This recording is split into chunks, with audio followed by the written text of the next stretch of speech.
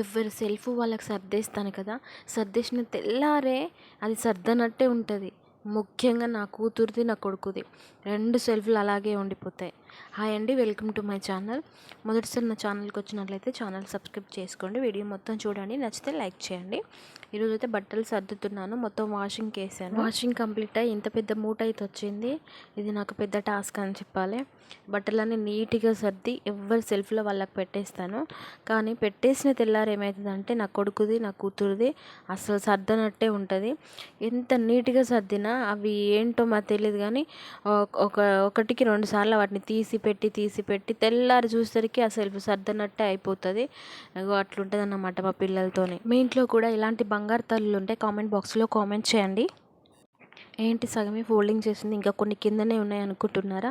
ఇది షార్ట్ కదా, అన్నీ ఫోల్డింగ్ చేసిన వీడియో అనేది పెట్టడానికి వీలు ఉండదు, కాబట్టి ఇది అక్కడక్కడ కట్ చేసి చిన్న బిట్ లాగా తీసి షార్ట్ పెడుతున్నాను. ఫుల్ వీడియో అనేది అప్లోడ్ చేస్తాను తర్వాత. పిల్లలు స్కూల్కి వెళ్ళిపోయారు, మా ఆయనేమో కంపెనీ దగ్గరికి వెళ్ళిండు.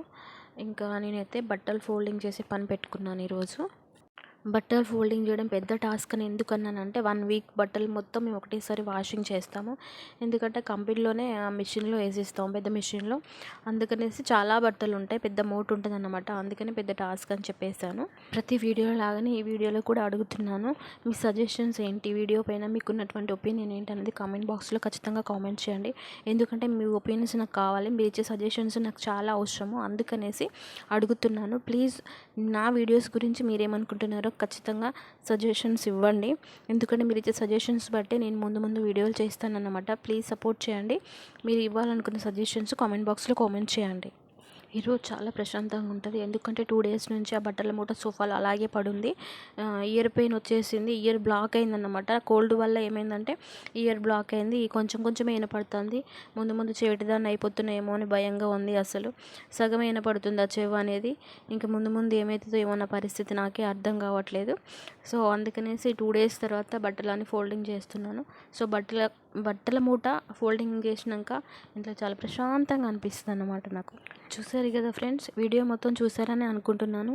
వీడియో మొత్తం చూసిన వాళ్ళు ఉంటే ప్లీజ్ ఖచ్చితంగా లైక్ చేయండి. లైక్ చేయడం మాత్రం మర్చిపోవద్దు, ఎందుకంటే మీరు ఇచ్చేటువంటి లైక్ అనేది చాలా సపోర్ట్గా ఉంటుంది, వీడియో అనేది పుష్ అవుతుంది ముందుకి.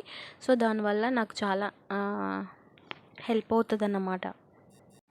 Okay bye. ఎలాంటి వీడియోలు చేయాలో కామెంట్ బాక్స్లో కామెంట్ చేయండి.